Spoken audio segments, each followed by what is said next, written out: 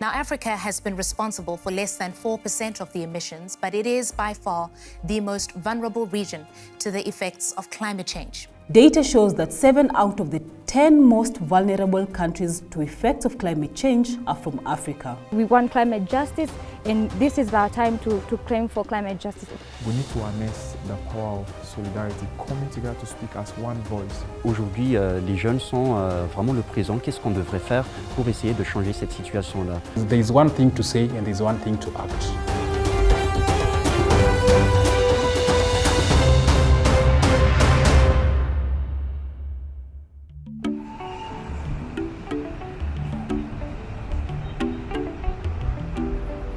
Climate change is a global emergency which goes beyond protests and strikes. It is a crisis which goes beyond policies. It is not an abstract concept anymore.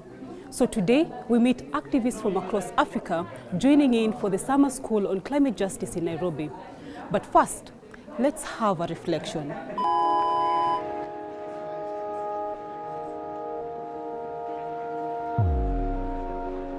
Nous voici donc presque au bout du chemin et sans doute au début d'un autre.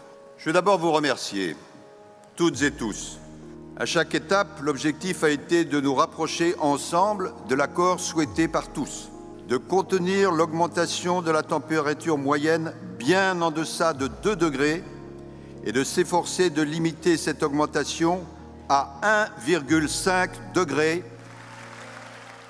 Since the 90s, countries have debated on how to combat climate change through the Landmark Accord, the first global treaty to explicitly address climate change. In 2015, global leaders reached the historic Paris Agreement. This was during the COP21. This legally binding international treaty requires all its member countries to commit to substantially reduce their greenhouse gas emissions from surpassing the 2 degrees Celsius mark and keeping it below the 1.5 Celsius mark.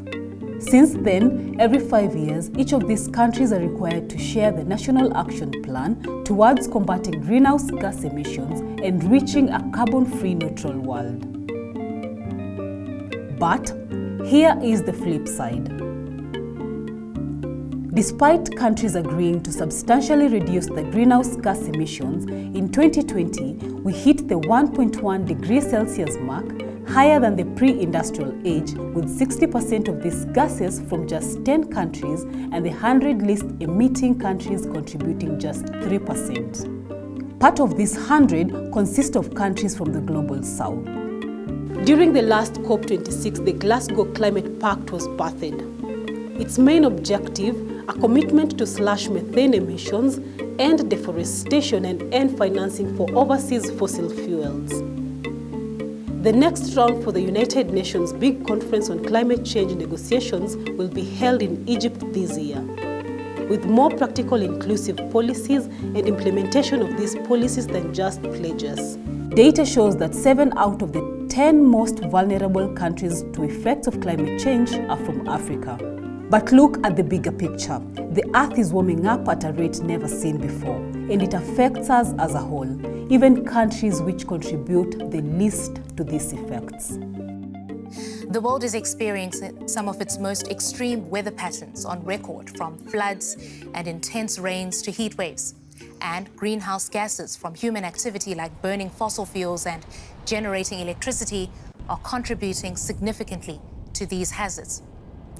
Now, Africa has been responsible for less than 4% of the emissions, but it is by far the most vulnerable region to the effects of climate change. Fossil fuels are considered to be the largest contributor to the global rise in temperatures.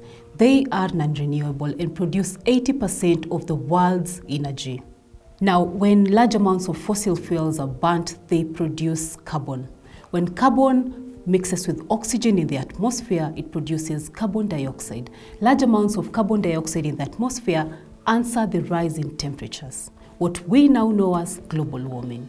Part of this 100 consists of countries from the global south. These are countries considered to be the home of the most natural resources, the largest population, and arguably the poorest. Climate narratives are being held with equity concerns between countries considered to be the rich and powerful, the global north, and emerging economies.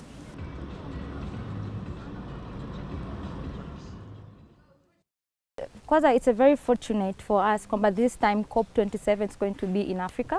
So this is an opportunity for us Africans, the most affected region on climate change. I think this is our chance to amplify our voices and also to press more, to put more stress in solutions that are going to help us regarding the fact that the North, the global North, ndio wanatuaffect sisi. This is our time to put our foot down and say no to all the effects ambazo zinatokana na climate change, and we want climate justice, and this is our time to claim for climate justice.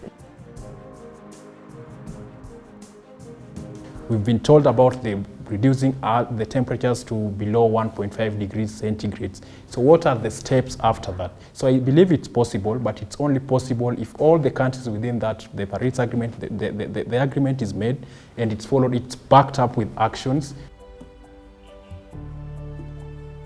Young people in Africa or the Global South need to understand the power of unity. We need to harness the power of solidarity, coming together to speak as one voice. The media is everything now. Everybody stays online. People are changing their phones now to be internet-enabled phones, you know. And we need to make people see reason why they need to explore the options of media for policy influence. It's a very strong and powerful tool. Je suis Kevin Angenas Naval, je viens de Madagascar, qui est le pays qui est le plus touché par les effets du changement climatique. Je suis dans une petite organisation qui s'appelle Green & Cool, qui travaille actuellement sur tout ce qui est vulgarisation par rapport aux questions de changement climatique et d'ailleurs de questions de justice climatique aussi. Aujourd'hui, les jeunes sont vraiment le présent. Qu'est-ce qu'on devrait faire pour essayer de changer cette situation-là? Think about all the climate strikes that have been organized and held on social media. Kenya, India, Sweden, South Africa, Nigeria, Uganda. Just how has social media created spaces for these conversations? We really appreciate the social media space, either Facebook, Twitter, Instagram, and it's really given us opportunity as activists to air our views, because, you know, in social media you meet all kinds of people. It's like a global community, so anyone from any part of the country can be able to do the same. 58% of the world's population now has access to the internet. For each of these users, on average, they spend up to 147 minutes on the internet, 2 to 3 hours a day. Twitter, for instance, there are 500 million tweets posted every day on average, about 6,000 tweets per second.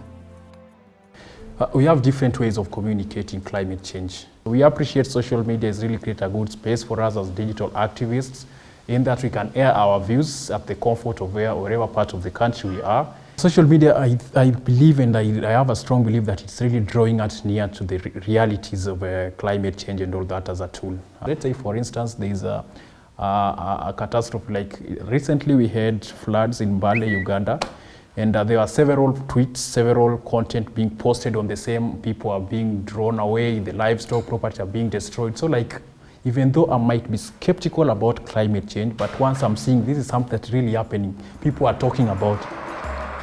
While climate change might seem like an existential problem, social media has created an open space for climate activists to reach a wider audience. But there are gaps left. The action bit, action towards the effective steps to reach a carbon-neutral world. Adaptation and sustainability to the effects of climate change manifest in different ways. They not only depend on commitments from government, but also engagement with stakeholders in both the private and public sector. It's without doubt climate change is a threat, and greater effects are yet to be felt in years to come. But one thing remains to be the saving gospel: climate action. We can't talk about climate change without mentioning policies, and as long as we are activists and we do a lot of activism, a lot of actions as well, there are some things that are beyond us. There is one thing to say and there is one thing to act.